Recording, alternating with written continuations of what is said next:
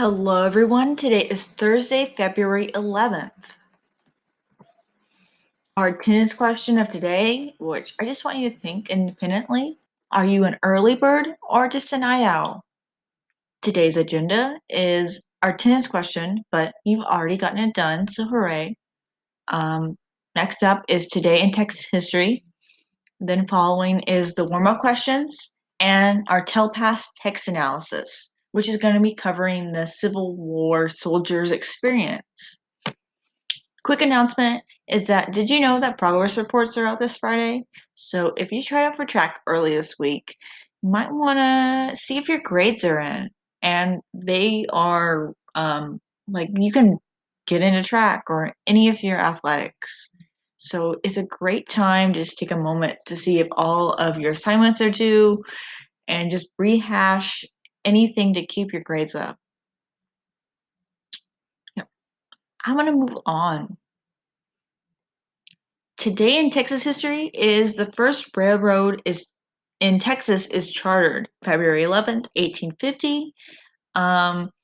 So I'm gonna take a moment if you want to read some of this or pause. This is a great opportunity just to read the text. So the big name is Buffalo Bayou Brazos and Colorado Railway, and it was chartered today. Well, back then.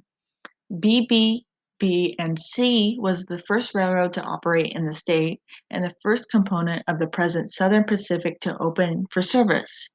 But it was also the second railroad west of the Mississippi River.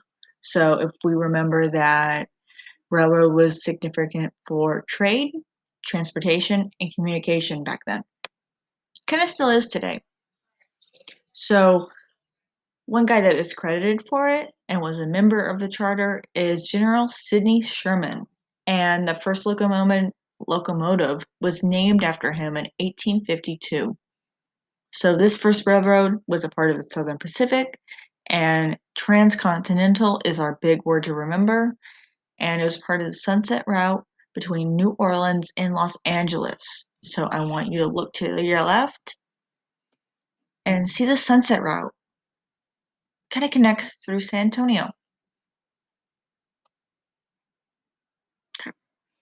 I'm going to move on. If you need to pause and look at the information, that's fine by me, but I'm just going to move on. Our warm-up questions of today is what word phrase helps you remember these battles? So I'm going to list these battles out loud, and I want you to, you can write down on a notepad or just by memory, what reminds you of these battles. You can go back to your notes too, but I'm going to help you out. So Sherman's March, what does that remind you of? Sherman's March is March of the Sea. You can also write down Georgia or Savannah, Georgia. Battle of Palmito Ranch. What do you think of? Go back to your notes, pause, write some stuff down, or just a phrase that helps you remember. It was associated with bad communication, last battle. If you have something different, that's perfectly fine, but these are just some things and ideas. Okay, are you ready? Battle of Sumter. It was a South Carolina battle, and it's known for the start of the war.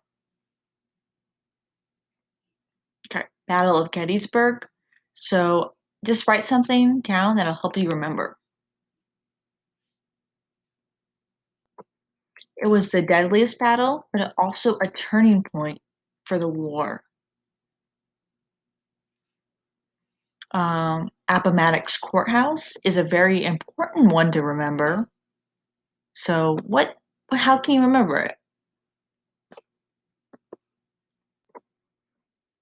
Lee signs the surrender, and it's known for the end of the Civil War. So if we have the Battle of Sumter at the beginning, we have Appomattox Courthouse as like the legal end of the war. Hope everyone did good. If you have any other notes or details you want to add to this list, that's fine by me. But I'm going to move on to our Schoology assignment.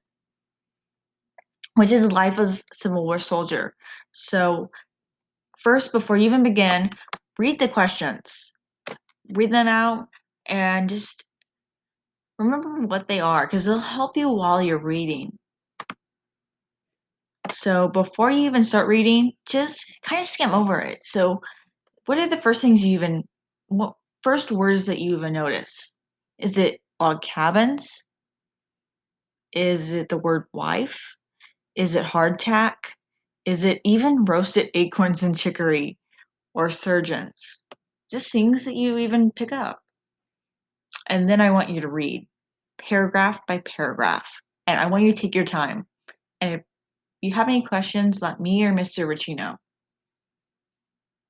And that's it for today. I hope everyone has a good day and see you tomorrow.